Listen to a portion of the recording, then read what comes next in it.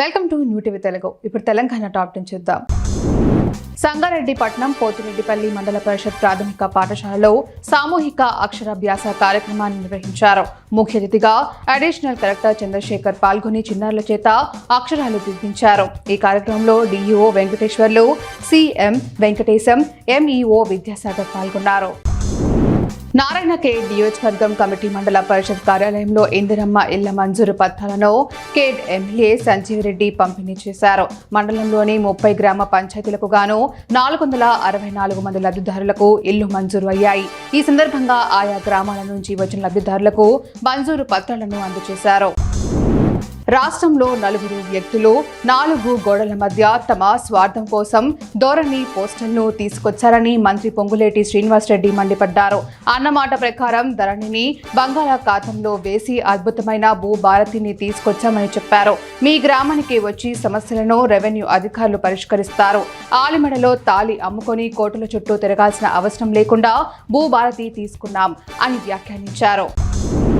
నిర్మల్ జిల్లా కడెం మండలంలోని లక్ష్మీసాగర్ గ్రామ సమీపంలో కబ్జాకు గురవుతున్న గ్రామ చెరువును కాపాడాలని మత్స్య సంఘం నాయకులు కోరారు.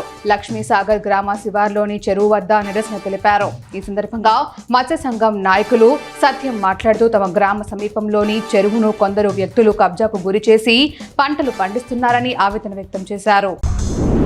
జోగులాంబ గద్వాల జిల్లా గద్వాల మండలం పుటన్పల్లి గ్రామ సమీపంలో సాగు పత్తి విత్తనాల పంటలపై తెలంగాణ రాష్ట్ర వ్యవసాయ రైతు సంక్షేమ కమిషన్ చైర్మన్ ఎం కోదండ రెడ్డి రైతుల నుంచి వారి సమస్యలను అడిగి తెలుసుకుంటున్నారు.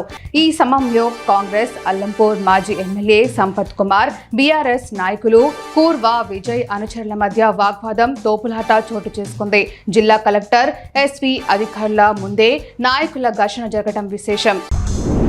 ఎల్లారెడ్డి డివిజన్ కేంద్రంలోని ప్రయాణం ప్రాంగణాన్ని త్వరలో ప్రారంభించనున్నట్లు ఎమ్మెల్యే మదన్ మోహన్ రావు వెల్లడించారు. ఎమ్మెల్యే ప్రారంభానికి సిద్ధమైన ఎల్లారెడ్డి బస్సు స్టాండ్ను సందర్శించి పరిశీలించారు. బస్ స్టాండ్ సర్వాంగ సుందరంగా తీర్చిదిద్దడానికి కృషి చేసిన నాయకులకు, అధికారులకు సహకరించిన ఎల్లారెడ్డి పట్టణ ప్రజలకు, గుత్తేదారులకు ప్రతి ఒక్కరికి ఎమ్మెల్యే ధన్యవాదాలు తెలిపారు. చిట్యాల మున్సిపాలిటీ కేంద్రంలోని శ్రీ కనకదుర్గమ్మ కూడలి వద్ద నిర్మిస్తున్న ఫ్లైఓవర్ నిర్మాణ పనులు ముమ్మరంగా సాగుతున్నాయి.